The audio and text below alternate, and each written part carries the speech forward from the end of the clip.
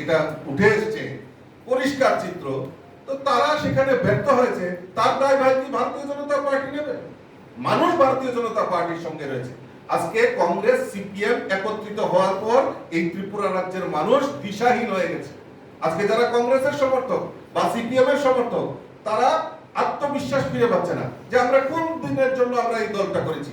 আজকে সিপিএম 25 বছর এই রাজ্যের বুকে ছিল। সিপিএম এই 25 বছরের রাজ্যের বুকে যে হারে সন্ত্রাস করেছে, কংগ্রেসের বহু নেতা কর্মী হত্যা করা হয়েছে, নতুবা ত্রিপুরা রাজ্য থেকে রাজ্যান্তরী করা হয়েছে। আজকে ভুলে গেছে সেই দিনগুলি। আজকে কংগ্রেস সেই তাদের সিপিএম এর সঙ্গে আতাত করে নির্বাচনে 2023 নির্বাচনে লড়াই করেছে, লোকসভাতেও নির্বাচনে লড়াই করেছে, পঞ্চায়েত নির্বাচনেও আতাত করেছে।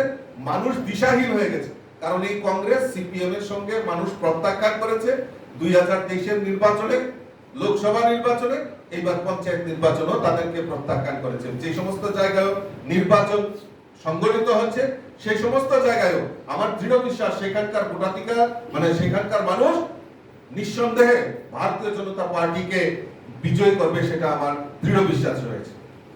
তৎসঙ্গে একটা প্রশ্ন, যে আজকে বিভিন্ন জায়গায় সন্ত্রাস বলে এই ভারতীয় জনতা পার্টিকে হেয় প্রতিপন্ন করার চেষ্টা করছে। আমি আপনাদের সামনে রাখি, জিজ্ঞেস করি, আজকে গতকালকে দেখলাম রাজ্যের প্রাক্তন মুখ্যমন্ত্রী বিলোনিয়াতে গিয়ে সভা করছেন, বক্তব্য রাখছেন, সন্ত্রাসের কথা বলছেন।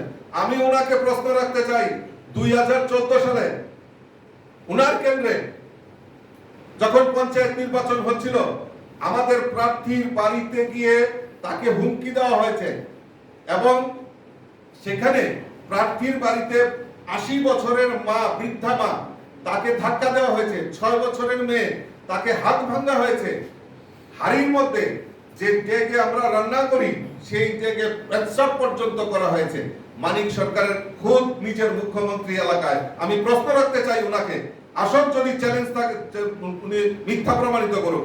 পরবর্তী দিন আমাদের প্রাক্তন সভাপতি স্বর্গীয় সুধীন্দ্র দাশগুপ্ত এবং আমার পাশে বসা তাপস ভট্টাচার্য, রাজ্যের এখন সহসভাপতি, তিনি তখন সম্পাদক ছিলেন, উনি সহ সেই আমাদের পঞ্চায়েতে ধনপুর এলাকায় ওনারা গিয়েছিলেন এই দুস্থদের পাশে দাঁড়ানোর জন্য, আমাদের কর্মীদের পাশে দাঁড়ানোর জন্য। আমাদের সভাপতি, প্রদেশ সভাপতি, প্রাক্তন প্রদেশ সভাপতি স্বর্গীয় সুধীন্দ্র দাশগুপ্তের উপর নির্মম ভাবে উনাকে সেখানে আটকে, উনার কনভয় আটকে উনাকে প্রতিহত করার চেষ্টা করেছে। তাপস ভট্টাচার্যের উপর আক্রমণ হয়েছে, বহু কর্মীর উপর আক্রমণ হয়েছে। উনারা অল্পেতে প্রাণের রক্ষা পেয়ে কোনো মতে আগরতলা ছুটে এসেছেন। আজকে গিয়ে উনি বিলোনিয়াতে বড় বড় বক্তব্য রাখছেন। আমরা ভুলে গেছি ছাপ্পা ভোট 2014 সালে স্যান্দন পত্রিকায়, এই যে আপনাদের লেখা আমাদের কাছে রয়েছে তথ্য প্রমাণ, স্যান্দন পত্রিকায় কি লিখছে, ছাপ্পা ভোটে ব্যালট ভর্তি 500, দীর্ঘক্ষণ পরে রইল স্বয়ং বিশালগড় এসডিএম অফিসের সামনে। এটা আমাদের কথা নয়, পত্র পত্রিকার কাটিং। ধর্মনগরের উত্তর জেলায় 4টি গণনা কেন্দ্রে প্রধানের গোপন ডেরা থেকে ভোটের দাদন উদাল উদ্ধার, দাদন দেওয়ার প্রচেষ্টা।